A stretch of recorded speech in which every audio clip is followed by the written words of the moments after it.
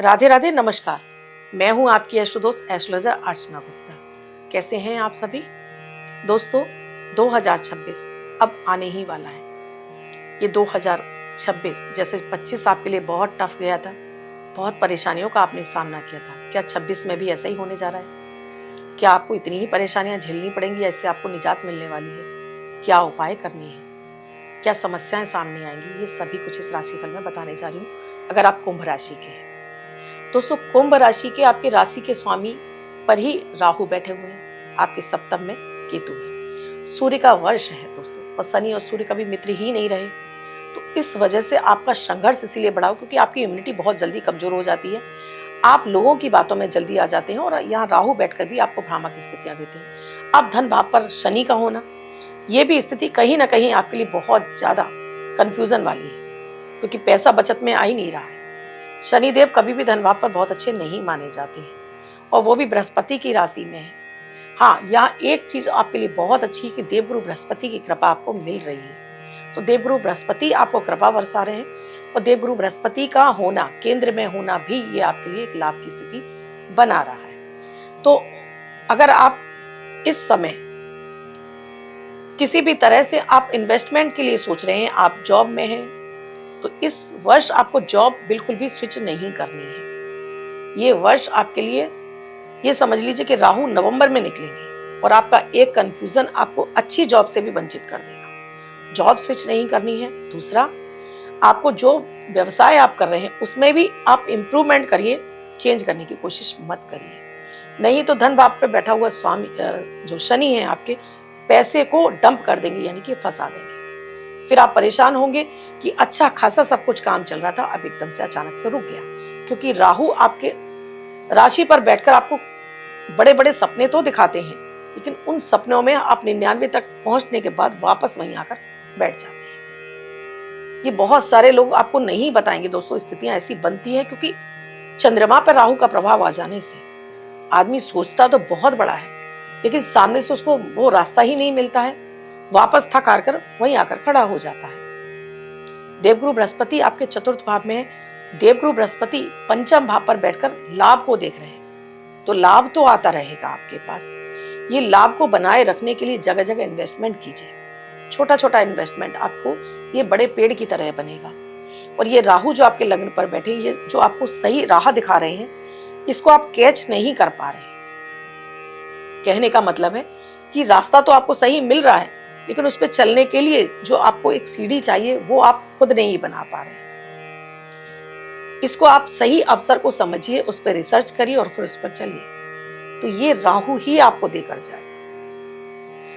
स्थितियां ओवरऑल तो आपके लिए ठीक है, लेकिन आप इस वर्ष आपको किसी बड़े इन्वेस्टमेंट से बचना चाहिए। हालांकि आप इस वर्ष आप यहाँ चांदी पर इन्वेस्टमेंट करेंगे, बहुत फायदा होगा।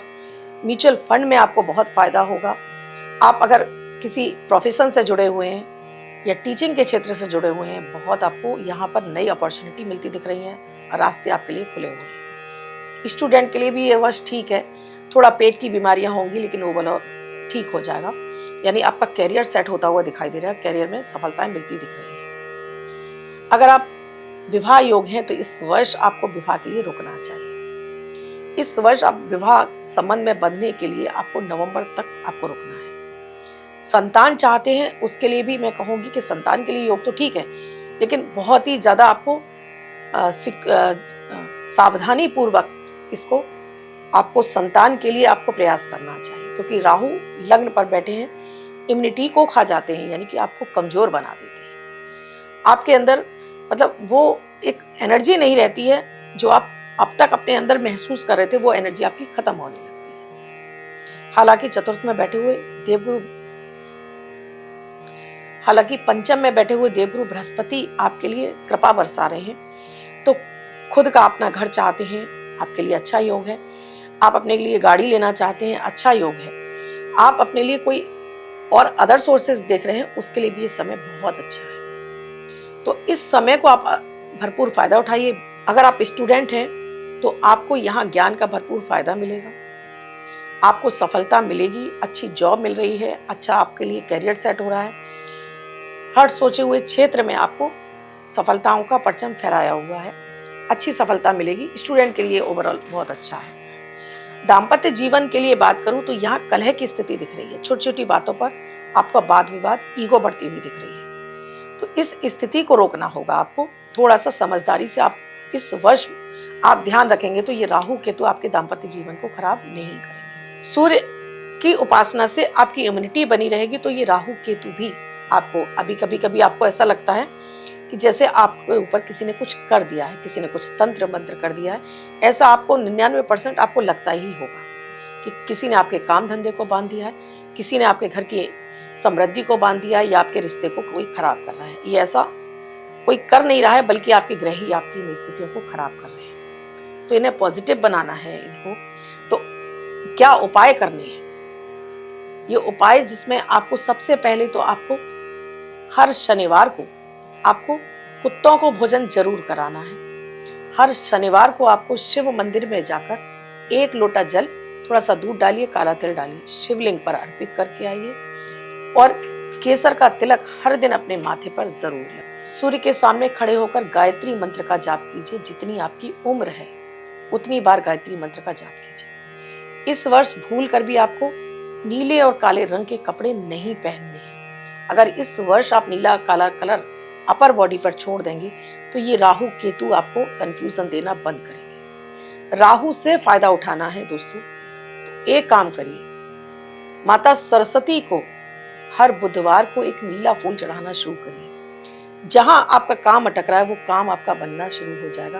हर अटका काम आपका बनता चला जाएगा। शनि धन भाव पर है इस वर्ष, तो अपने धन भाव को आप साउथ यानी दक्षिण की दिशा में बनाइए। लकड़ी की किसी बॉक्स या लकड़ी की अलमारी, क्योंकि सूर्य का वर्ष है, धन बचत में आएगा। एक पीले कपड़े में आपको 1 मुट्ठी चावल, 7 हल्दी की गांठ और 1 चांदी का सिक्का बांध कर आप वर्ष भर के लिए रख दीजिए। देखिए धन जुड़ना शुरू हो जाएगा। और कहाँ से आ रहा है और कहाँ जमा हो रहा है आप खुद हैरान रह जाएंगे। ये राहु भी आपको आशीर्वाद देना शुरू कर देंगे। पिता का सम्मान कीजिए। पिता समान व्यक्तियों के पांव हाथ जरूर लगाइए। किसी गरीब की हाय मत लीजिए, यानी किसी का कुछ भी आपके ऊपर 1 रुपए भी निकल रहा है तो उसे स्वेच्छा से दीजिए, उसके मांगने पर नहीं। बेवजह किसी को सताना नहीं, इस वर्ष की विशेष हिदायत है आपको। ये कोई भी किसी की आहा नहीं लेनी है, क्योंकि राशि पर आपका राहु है। अगर एक आहा आपके पैसे को बर्बाद कर देगा, क्योंकि शनि न्याय के देवता है और धन भाव पर बैठे, सबसे पहला अटैक आपके पैसे पर ही होगा। तो ध्यान रखिए कि ये चीजों का अगर आप ध्यान रखेंगे, देखिए ये सिर्फ आपको सावधानी बरतने के लिए कहा गया है। हमारी आदतें ही तो हमारे लिए हमारे भाग्य का निर्माण करती हैं। अगर हम छोटी छोटी आदतों को बदल लेते हैं, जीवन हमारा स्मूथली चलता है, भाग्य की कृपा मिलती है, सब ग्रह हमारे सपोर्ट कर रहे होते हैं। अक्सर कर लोग गलत आदतों की वजह से अपने ग्रहों को खराब कर लेते हैं, फिर भाग्य का रोना रोते रहते हैं कि मेरा तो ऐसा नहीं हो रहा, मेरा तो वैसा नहीं हो रहा। सबसे पहले तो अपने भाग्य को कोसना बंद करिए, क्योंकि इस वर्ष देवगुरु बृहस्पति की कृपा आप पर बरस रही है। तो ये शनि राहु केतु सारे आपके काउंटर हो जाएंगे अगर आप ये मेरे उपाय कर लेंगे। विशेष एक उपाय और आपके लिए दोस्तों, क्योंकि आपकी कुंभ राशि है और राहु आपकी राशि पर बैठे हुए हैं। तो जब भी आपको लगता है कि बहुत ज्यादा आप निगेटिव हो रहे हैं, डिप्रेशन आपका बढ़ रहा है, शाम के समय थोड़ी सी नींद लीजिए, सिर से 7 बार एंटी क्लॉकवाइज घुमाइए, बेसिन में बहा दीजिए, ग्लास धोकर रख दीजिए, आपका वो डिप्रेशन तुरंत खत्म हो जाएगा। कीजिए ये उपाय, और इनसे कितना फायदा मिला कमेंट सेक्शन में लिखकर जरूर बताइएगा। अब तक चैनल को सब्सक्राइब नहीं किया, अभी कीजिए, बेल बटन को ऑल पर प्यारे से कमेंट जरूर कर दीजिएगा। राधे राधे।